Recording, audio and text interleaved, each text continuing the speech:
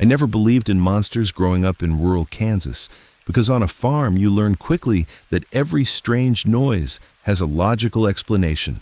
Wind through broken boards, raccoons in the trash, coyotes testing the fences. But the summer my grandfather died and my family moved into his old farmhouse, I realized some sounds don't belong to anything natural. The property had been in our family for generations, a wide stretch of wheat fields, a sagging white house, and a massive wooden barn that groaned like it was alive whenever the wind pushed against it. And since my dad had to travel for work, it was mostly just me and my mom trying to keep everything from falling apart. The first week there, I started hearing a low thudding noise at night, always around 2:47 a.m. 3 dull knocks coming from somewhere beneath the floor of my bedroom. I told myself it was pipes or old wood settling, but the rhythm was too steady, too intentional, like something knocking from below. I mentioned it to my mom, but she said the house was ancient and to ignore it, so I tried, until the animals began reacting to it too. Our cows would gather at the far end of the pasture every night, pressed tightly together, staring toward the barn instead of grazing, and the horses refused to enter their stalls after sunset, rearing and pulling back as if something inside terrified them. One evening, I decided to check the barn myself because I was tired of feeling scared in my own home. I grabbed a flashlight and headed across the dirt yard, the sky painted deep orange as the sun disappeared behind the fields, and the moment I stepped inside, I felt it. A sudden drop in temperature like walking into a freezer. The smell hit next, not manure or hay, but damp earth like freshly dug soil. I swept my flashlight across the interior and noticed something strange near the center of the barn floor. The ground looked uneven, as if the dirt beneath the boards had shifted. When I stepped closer, I heard it again, 3 knocks, this time directly under my feet. I froze. The knocking came again, slower now, deliberate. I stumbled back and ran out of the barn, convincing myself I was imagining it. That night, the knocking moved. Instead of coming from beneath my bedroom, it echoed from the kitchen floor, loud enough that my mom finally heard it too. We stood there in silence as the sound repeated, 3 heavy thuds from under the house. My mom tried to laugh it off, saying maybe an animal had burrowed under the foundation, but I could see the fear in her eyes. The next morning, we found something that made it impossible to ignore. One of our calves was missing. The fence wasn't broken. The gate was still chained. There were no tracks leading away from the pasture, only a patch of disturbed dirt near the barn, like something had been dragged downward. My mom called the sheriff, who searched the property and found nothing but loose soil near the barn's foundation. He suggested coyotes again, but coyotes don't pull animals underground without leaving blood or tracks. That night, we stayed awake in the living room with all the lights on.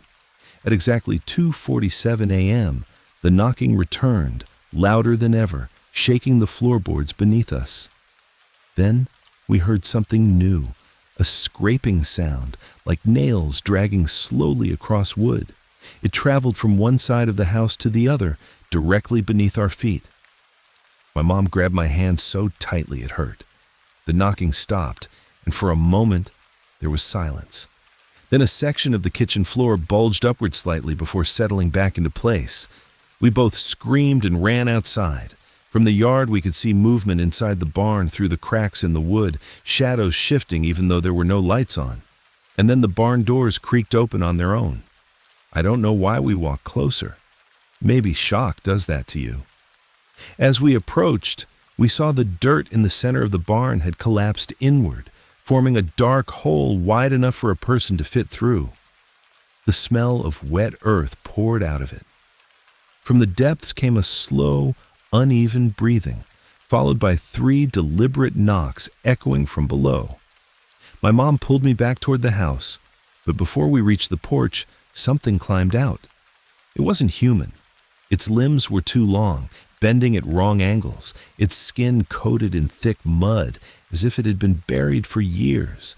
Its eyes were pale and unfocused, but its mouth stretched into a grin that looked painfully forced. like it had studied how humans smile without understanding why.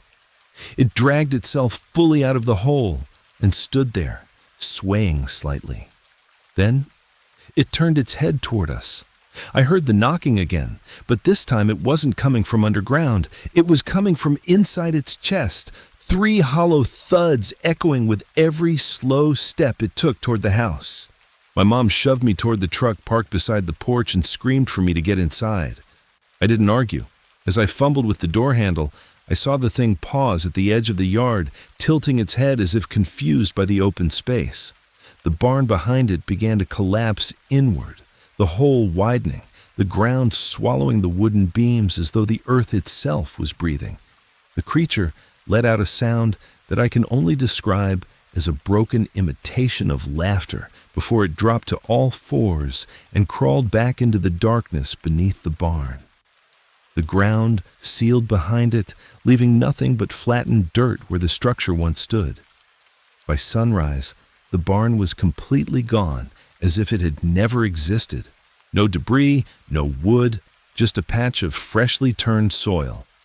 We left that day and never came back. The house was condemned a month later after reports that the foundation was unstable. Sometimes I wake up at exactly 2:47 a.m., even now, years later, and I hear those 3 knocks again, not from beneath the floor, but from inside the walls of whatever place I'm living in. And every time I hear it, I wonder if it followed us, or if it was never under the barn at all. But under every house, waiting patiently for someone to notice the knocking and come looking for what lives beneath.